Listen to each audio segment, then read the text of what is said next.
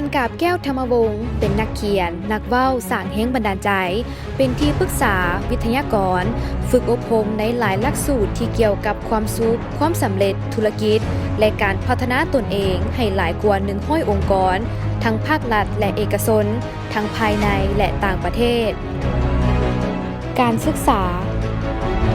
ปริญญาตรีอักษรศาสตร์มหาวิทยาลัยแห่งชาติลาวปี 2003 ปริญญาโทบริหารธุรกิจ MBA เกียรตินิยมอันดับ 2 วิทยาลัยสันตพลประเทศไทยปี 2009 ได้รับทุนแลกเปลี่ยนการศึกษาเข้าร่วมโครงการพัฒนาธุรกิจและการเป็นผู้ประกอบการที่สหรัฐอเมริกาปี 2013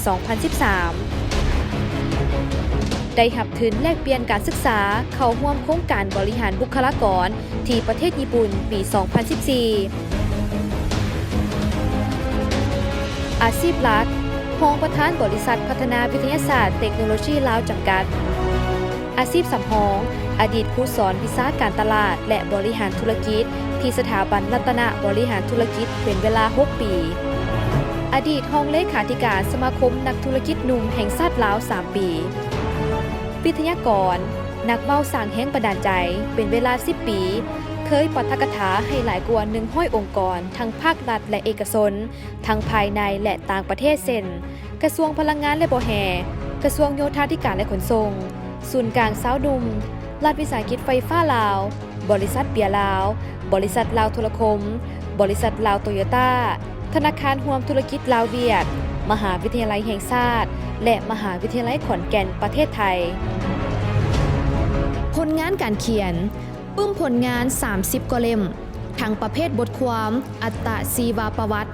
ประวัติศาสตร์และวัฒนธรรม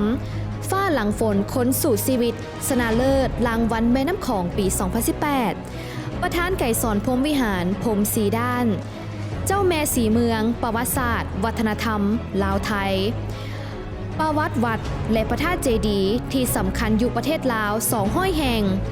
พิเศษปื้มประวัติชนชาติลาว 5,000 ปี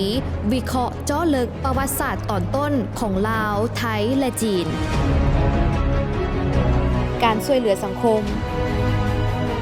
มอบผลงานการเขียนให้แก่ภาคส่วนต่างๆในสังคม บรรยายและปาฐกถาให้แก่บรรดาสาวหนุ่มทั่วประเทศโดยบ่เก็บค่าเข้าร่วม รางวัลที่ได้รับรางวัลนาคคำเอนเตอร์เทนเมนต์ปี 2011-2012 รางวัลผู้บริหารดีเด่นแห่งการเปลี่ยนแปลงใหม่ในอาเซียนปี 2014 รางวัลวรรณกรรมแม่น้ำของปี 2018 รางวัลสาวหนุ่มตัวแบบดีเด่นที่สร้างชื่อเสียงให้ประเทศชาติปี 2018